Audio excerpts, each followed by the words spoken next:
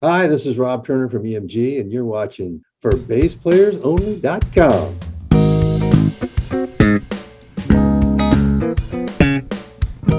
Hello and welcome to ForBassPlayersOnly.com. I'm Jon Liebman, founder and first baseman.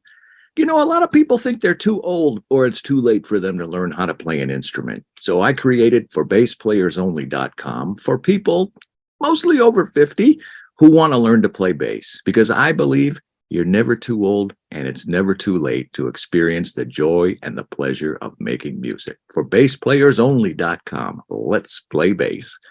I've got something a little different this week. I have two people with me today. Jim Reilly is a musician, an acclaimed author and biographer. And Rob Turner is the founder of EMG, the company that makes those awesome pickups, which, by the way, I've had in my basses for darn near 40 years. So obviously I like them. There's a brand new book by Jim, and it's called Chasing Tone: How Rob Turner and EMG Revolutionized the Guitar's Sound, including the bass guitar. Including the bass guitar. Yeah, absolutely. Welcome, gentlemen. How you both doing? Thank you. I'm doing very well. Thank you for having me. Fantastic. Good. Yeah, perfect. You know, it seems over the past few years, I've become a little bit of a Jim Reilly groupie. I read and thoroughly enjoyed your biographies on Ned Steinberger and Emmett Chapman. Both men I've been very privileged to know. Looks like you've carved out kind of a unique niche as a writer.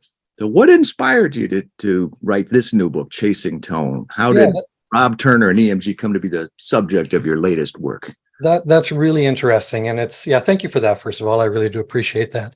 And it really seems like the books are just kind of building off each other. The first one was Emmett's biography, of course.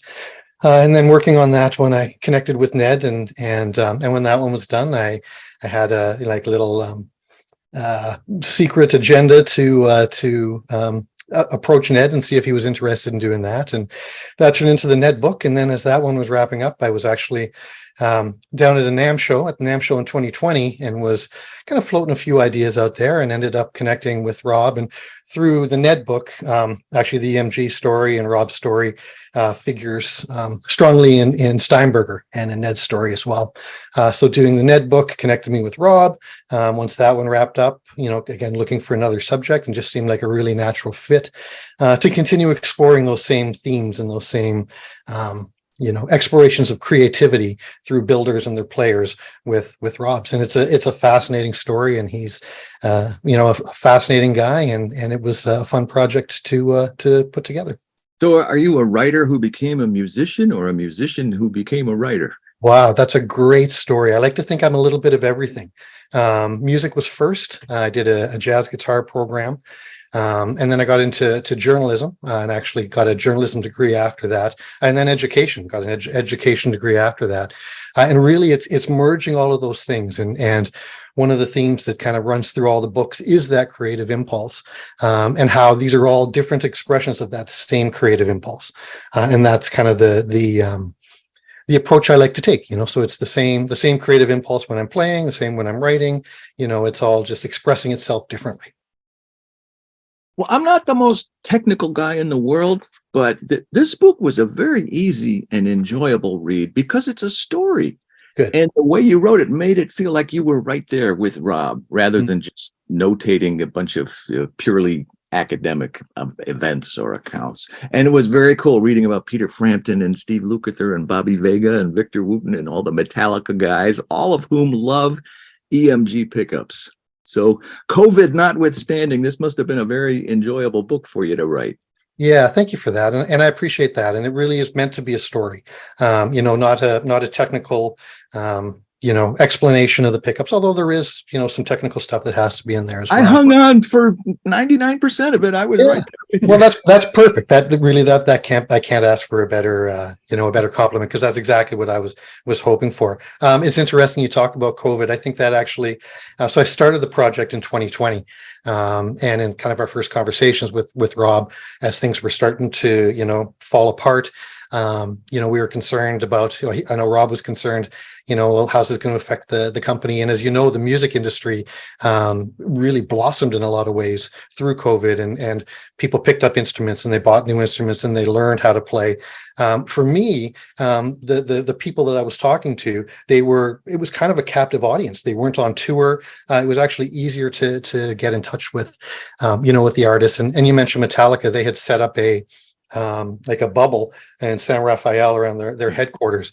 And so they were all there, and I could connect with them really easily via Zoom.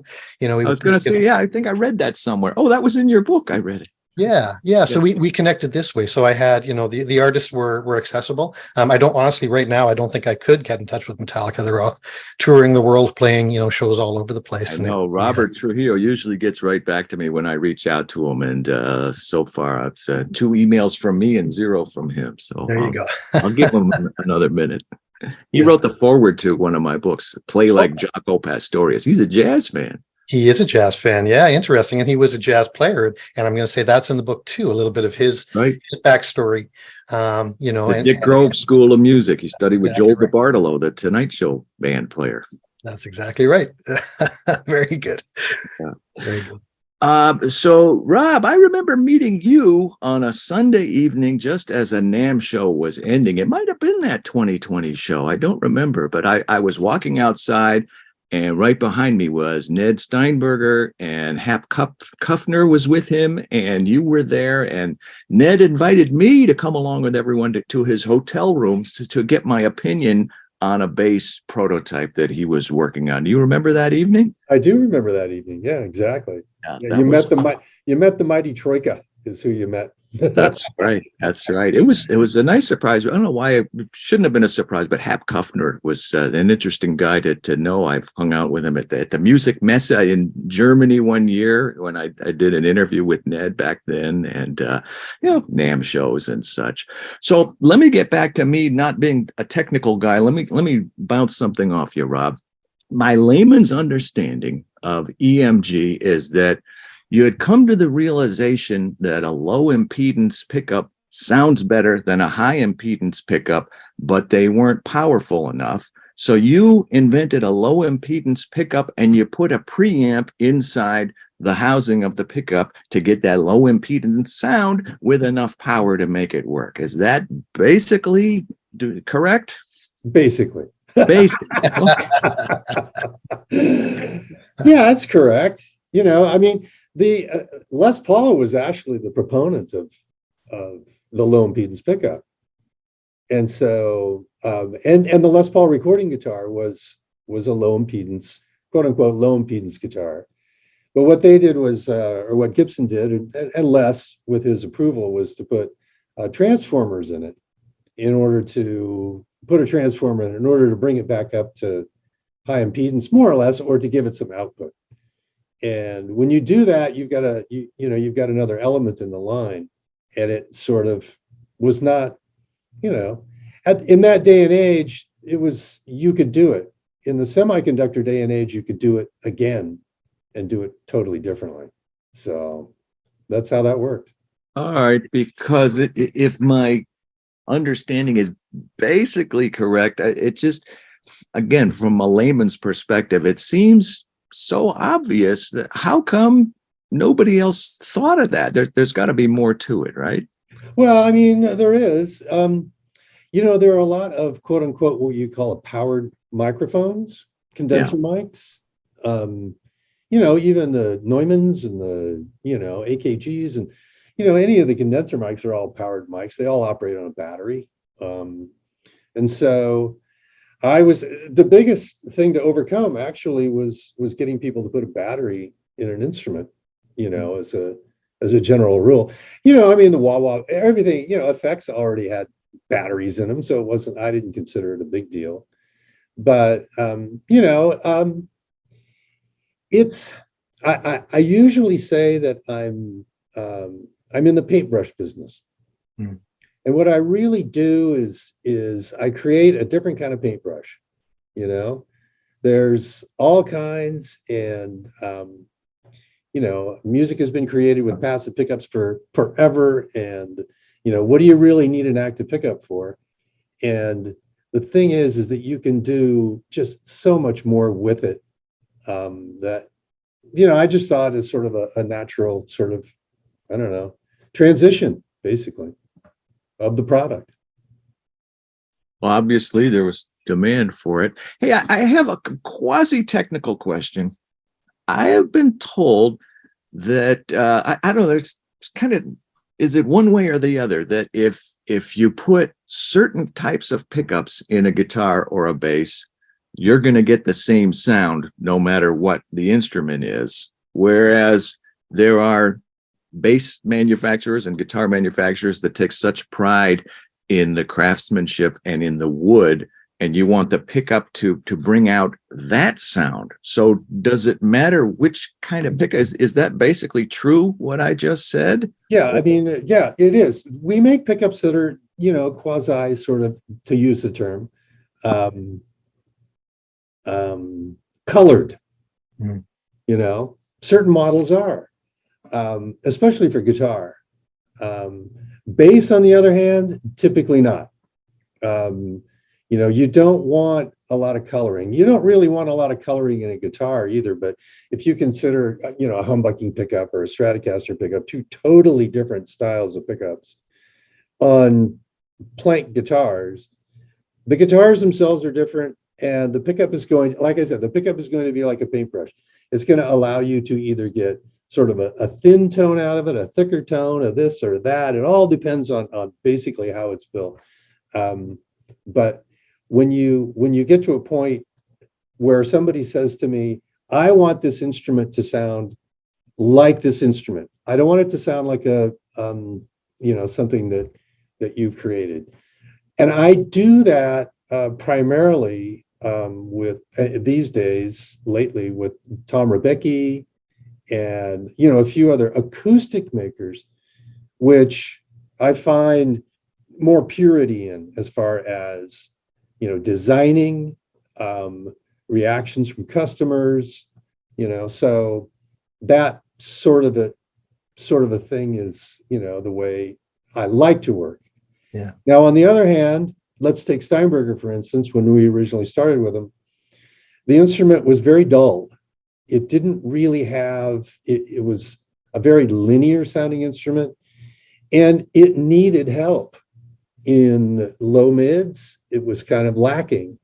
And you so, talking about the electrics or the uprights or both? The electrics. I'm talking about the original ones, the headless ones. Oh, back in the 80s. Yeah. Back in the 80s, yeah. And when they were originally done, they rung relatively well, but they were thuddy. The instrument itself had a quality to it that was lacking in certain areas. And if you were a bass player, you'd pick it up and you'd go, eh. And they had started by putting DiMarzios on it, which was passive pickup, and it just did. You couldn't do anything with it, And so Ned shipped us an instrument, and so my brother and I, we worked together with it, and you put it to your ear and you listen to it and you play it and you go, this thing needs this. Mm-hmm. So let's design this pickup in this fashion, and that's the way it worked. Yeah. It's still fascinating to me how Ned could come up with such a great product without really knowing a whole lot about music and not being a musician himself. Yeah, well, I'm a drummer, so it's funny you say that though, John. I think one thing that Ned and Rob have in common is listening to players. Listening to players, implementing their input in their designs, and working together, to find that tone. And that's actually the title. So Chasing Tone is that idea of finding your tone, and using the tools that you have at your disposal to find your tone. Is interesting. James Hetfield said that with his EMG headset, his signature pickups, he's 80% of the way to his sound. Right. And the rest, like you say, is the guitar, is the way he picks, the way he plays, the strings, the attack, all those things as well. But the pickup gets him 80% of the way there. Well, what about all the players that say, oh, the sound is in the hands? That's what the sound is. What do you say to those guys, Rob? It is. Yeah, I say the same thing. I say the same thing. Yeah, but go back to that idea of the paintbrush, right? The art is still in the hands of the creator, but he's taken this tool. So what Rob has done is he's expanded the tools that the artists have to create their art. Yeah, I mean, I look at it like, you give two people a canvas and a pile of paintbrushes and some paint, and you think you're going to get the same result? It is all in the hands and in the brain and in the touch. And so, the reason that I describe sort of what I do as paintbrushes is that, somebody wants a nice little thin line, and somebody wants to be able to do Jason Pollock. They want to just, jam at it. So you need different tools. And in a manner of speaking, pickups they're like a muse. You pick up something and you play it differently, so you react differently to it. It expands your horizons. Yeah. The word music comes from the word muse. Yes, it does. There you go. There you go. It does. What about somebody here at ForBassPlayersOnly.com? We're a bass instruction site. So people are coming here to learn bass, and they're mostly men in their 50s, 60s, 70s. They're not trying to be professional musicians. They may have a church gig, maybe they do some club dates, maybe a show or two here and there, jam sessions with friends. So how should they go about trying to find the sound that they need without having to have an arsenal of 6 or 8 or 10 basses? What should they be thinking about? Well, the first thing I would do is find a bass that you like to play. Yeah. You need an instrument that you're comfortable with. And if you have more than one, then you're blessed. That's the only way that you can, that you can really look at it in the first place. And then it depends on, where you're playing, if you're in a bedroom or if you're in a big room, and what kind of amp, what kind of cabinet you have, what the room can handle. If you're jamming with a bunch of your friends in a room and the bass player, if he's blowing everybody out, which typically the bass player is the first one who's going to do that. I hate to say that. But when the bass player's got too much mid and he's playing too loud, and everybody in the room is kind of like, hey, we need to bring this down to a point, to a level where everybody feels as though the room is really working. We can make a groove out of it, Mm-hmm. And it depends on whether a guy plays with a pick or not. Whether he plays with the thumb or whether he plays with, 1 or 2 fingers, or, what his technique is like. Those are the things that I sort of listen for, Yeah. There's a Jack Cassidy and there's a Duck Dunn. You figure it out. And I would just add to that to think of the sound that you're trying to get, and then find ways to describe it. Do you want a little brighter, a little darker? Is it too thumpy? Come up with a language. And it's interesting because, every player has their own language on how they describe tone and their sound. So my advice to somebody who is chasing tone, and, I think all of us players are doing that, is come up with that language, and then talk to people. Go into your records or your record store, your music store. Talk to other players. If there's a sound that you like, what are you using? Look to your mentors and your teachers, and the other people who might be doing the gig, and find out what they're using, and explore. One of the things that Rob did with the EMG pickups was create solderless connections. So it's actually really easy to take them out and plug and play. And I know that's a lot also brilliant. I couldn't understand why nobody thought of that before. Yeah. It's I got it from baseball cards. What's that? I got it from baseball cards. You got a bunch of guys, bunch of kids sitting around. They all got a bunch of different baseball cards. They're trading them around, and every guitar player, bass player has got a box full of crap, and they've got old pickups. They got this, that, it's like, why not be able to swap stuff, You're talking about the Steinbergers of the 80s. I just remember, do you remember there was a company called, I think it was Novatone? Yes. you could actually slip a new fingerboard on the strings, and you could pop those in and out or slide them in and out interchangeably. That was very cool to me. I don't see too many of them around anymore, but I thought that was a really neat idea. Bit of a off topic, but I did see somebody has created a fretless for bass or actually I think there's a guitar too. There's a thing you can slide under the strings and turn your bass or your guitar into a fretless instrument. Wow, Yeah. pretty cool. That's the next book. Going back to getting the right instrument and the right sound, if you have like a pure 62 P bass or something like that, is it sacrilegious to put in EMGs and take out the original? I mean, it's just don't get me wrong, but for me it is. Yeah, I would not touch a 62. I mean, it is what it is. Like I said, all players are different. Somebody's going to play flat wounds, somebody's play round wounds. It's all going to be. There's plenty of ways to sort of fiddle about with an instrument and come up with what you're looking for. My recommendation is typically for a bass player who wants to try something different or who wants a new muse is to pick up an inexpensive instrument of some sort. Go to the store, find something that feels good when you play it. Something you think, this feels like my favorite instrument, or I could learn to play this thing. I like this thing, and then play around with that, Yeah, it's good. Create your own Frankenstein. I have one. It's right over there. It's got EMGs in it, by the way. Started out as a Fender Jazz, and as soon as I got down to Miami in 1984, at University of Miami, all the guys are going, "Oh man, EMGs, got to get EMGs." I said, "Okay."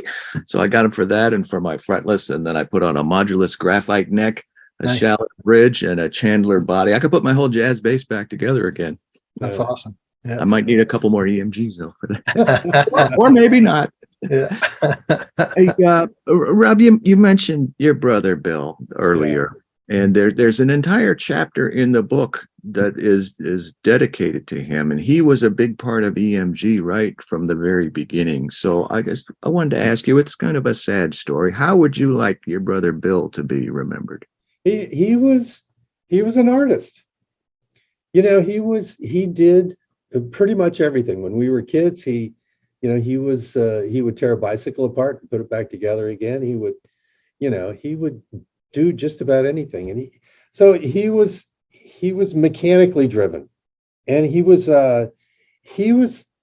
guitar players, parts, cars, you name it, but he was a great player. He was an incredible player.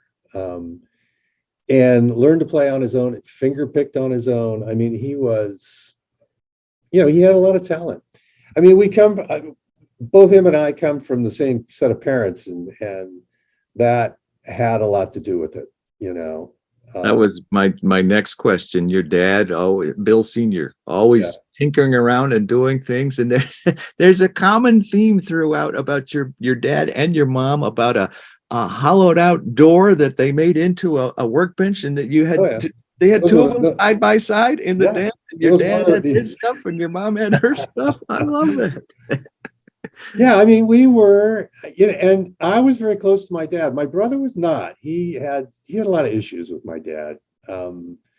But I worked with my dad much more than my brother did. My brother was sort of fiercely independent, and probably too independent for his own good. But we were like every family. The kids who come out of the womb are different.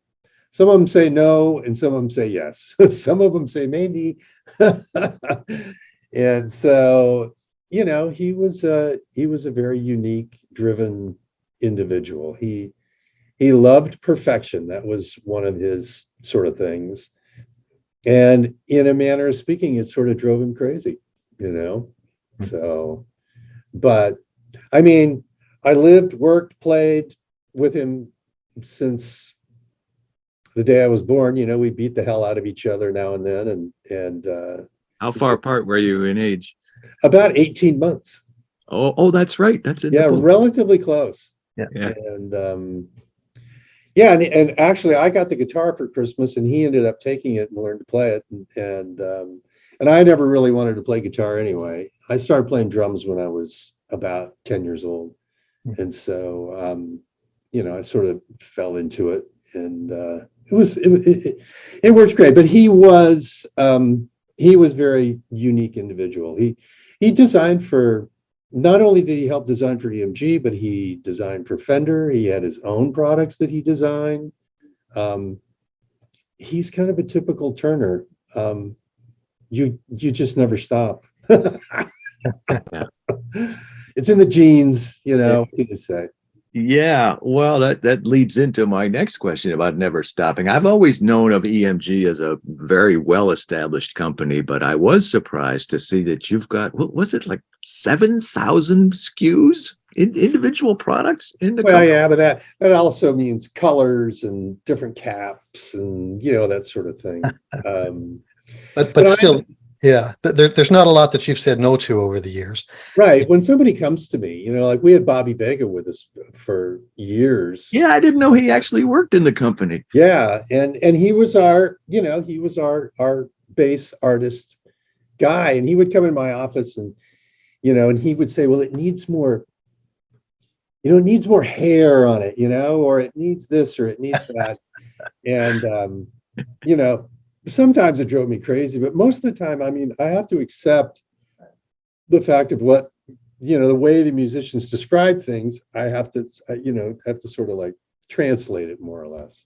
I interviewed Jerry Jamot a couple weeks ago. It was like the fourth time I've interviewed him, and he's talking about sometimes you want the sound blue, sometimes you want it yellow, sometimes, and he's got his own understanding of what all that means. Yeah. And he's got, what is it, the system of colors or something like that. So I mean, when I did the James Hetfield thing, we built 19 different models before we settled on the one that he had. Yeah. And it was more or less, it was just sort of it was a cut and paste thing. A whole lot of like, oh, okay, let's go this direction. Oh, okay, let's go this direction. And then then you start to fine tune it. And then eventually you sort of, you hit the nail on the head. Well, what's keeping you busy these days? I'm doing a sound hole pickup for acoustic guitar. The one that we have now, the ACS, I'm not really in love with. Personally, as I don't find it a beautiful sounding pickup for acoustic guitar, especially for sound hole. Sound hole pickups can be very not just mine, but other people. They tend to sound very electric, and I don't like that, but it works for a lot of people. We actually sell most of our sound hole pickups into the Mexican market for bajo sexto, bajo quinto, where they want sort of an electric kind of tone. And I do a lot. I listen to a lot of bluegrass. I listen to a lot of the younger guys, who are coming out now.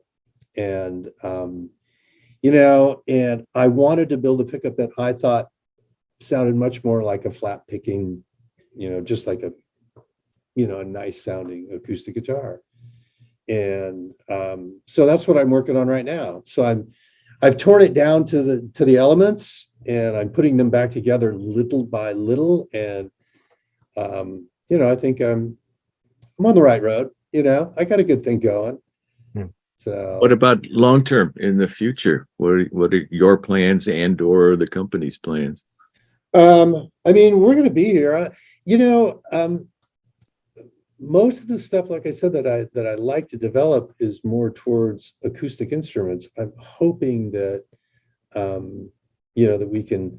I'd like to do some more archtop work. We don't do a lot, and I find archtop guitars as being sort of the perfection. You look at a Montleone, or you look at a DeQuisto, or you look at Marchione, you look at any of these builders who are making instruments that are absolutely incredible, and are works of art. And what I want to do is I want to make pickups for stuff like that. That's sort of my goal.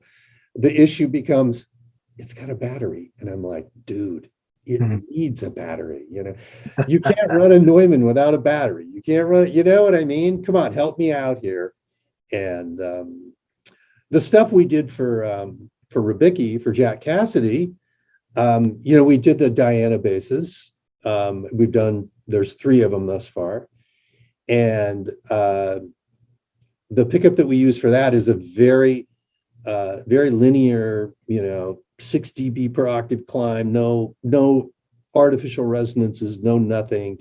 And as well, we just use an external battery box. So there is no battery in the instrument itself, So run a stereo cable to a little box on the floor. It's got a bypass switch on it. So you can shut yourself down, if you're on stage, and the instruments are incredible. I mean, I do a lot of banjos. I do 2 different banjo pickups. I haven't done anything for mandolin yet, but what about leaving the band? Don't let me leave your bass market here, John.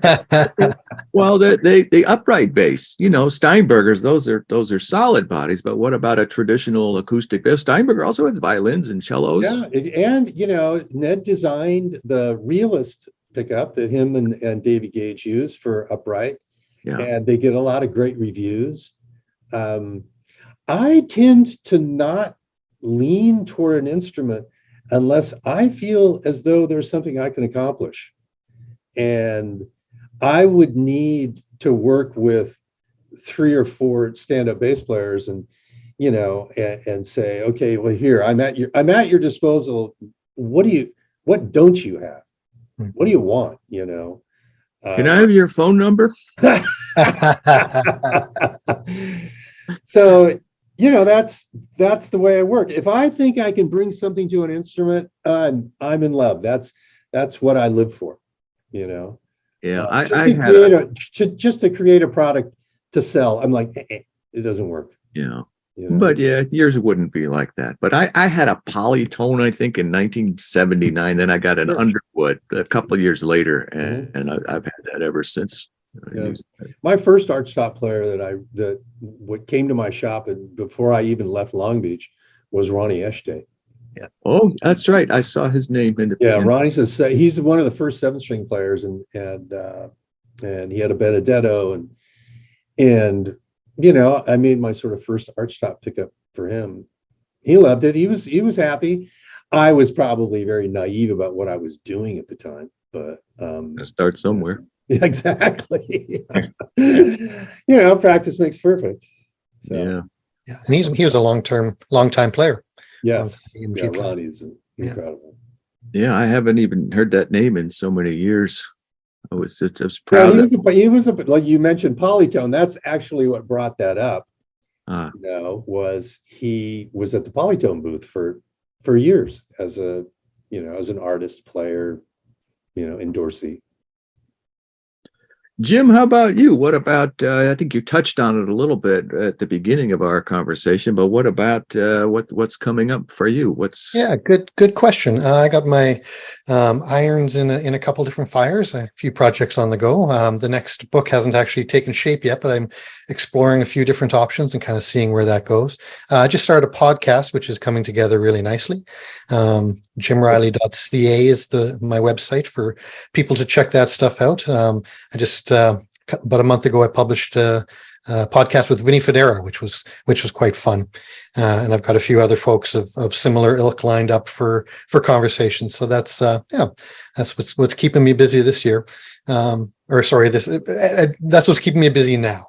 Again, still waiting for the next book project to solidly land on its feet, but I'll let you know when that happens as well, and keep you in the loop. I forgot your Dutch, CA. Both my wife and my mother were born in Canada. Oh yeah, nice. That must be why I like you so much. There you go. We'll go with that. We're a nice people, us Canadians. We will put a link under this interview where people can buy the book. But do you have any place in particular you'd like people to go? Actually, go to my website and link to it from there. That'll send you directly to the Roman Littlefield, the publisher's site. Although you can get it at, all your regular bookstores and Amazon and, all the places where you would normally purchase your books. But go to my site. There's a, nice button there right on the homepage. I'll tell you a little bit more about the book. There's actually a link to, there's a Spotify playlist that features a lot of the artists and songs that are featured in the book, which was fun to put together as well. So you can get all that information there. Okay, and I'm assuming your website is jimreilly.ca. .ca. Yep. I'm assuming you said that. Okay. Yes. I did. CA because I'm a proud Canadian. Okay. And it's Reilly. That's it. Okay. My granddaughter is Riley, Riley, and she thinks her last name is Auto Parts because of those commercials. Riley Auto Parts. Riley Auto Parts. Yeah. No relation. No relation. Well, gentlemen, this has been fascinating. Like I said a couple times, I'm not terribly technically oriented, but I learned a lot, and I know it sounds good. Yeah. Well, but that's it. You know what, John? And that's like, if there's any message from the book, hopefully that's the message is keep playing, keep experimenting, keep exploring until you find what sounds good for you. And that's, again, that whole idea of chasing tone, which some people find it, some people never quite do. But it's that, it's that exploration. That's the fun part. And one of the many wonderful things about playing instruments. You made me think of a whole other rabbit hole we can go down, but maybe in a follow-up interview. What do you do if you get something that sounds great in your bedroom, and then you get together with the drummer and the keyboard player and the singer and the guitar player, and that's not the tone that I had before? Anybody have a 30-second answer for that? Keep looking. Yeah, I was going to say the same thing. Keep going. Yeah, buy another bass. Buy half a dozen basses so that that's the fun of life. Yeah. You got to find humor in all of it, and you just got to keep going. Yeah. No, Brian Beller, I asked him because he's such a toneaholic, and he says, go rent out SIR studios for like 2 hours and just sit in a room by yourself and just blast it out with everything else. And I was like, okay, whatever works. That's awesome. Well, the book is called Chasing Tone, How Rob Turner and EMG Revolutionized the Guitar's Sound by Jim Reilly, Reilly. And it's always a pleasure and an honor to hang out with both of you guys. Rob, Jim, thanks so much for being on my show. I know that I got a lot out of it, and I'm sure our audience did as well. So thank you so much for joining me today. Well, thank you very much. I appreciate the time and the support as well. You're watching ForBassPlayersOnly.com. I'm Jon Liebman, founder and first baseman. A lot of people think they're too old or it's too late for them to learn how to play an instrument. So I created ForBassPlayersOnly.com for adults, mostly over 50, who want to learn to play bass, because I believe you're never too old and it's never too late to experience the joy and the pleasure of making music. ForBassPlayersOnly.com. I will see you all same place, same time next week right here. In the meantime, let's play bass.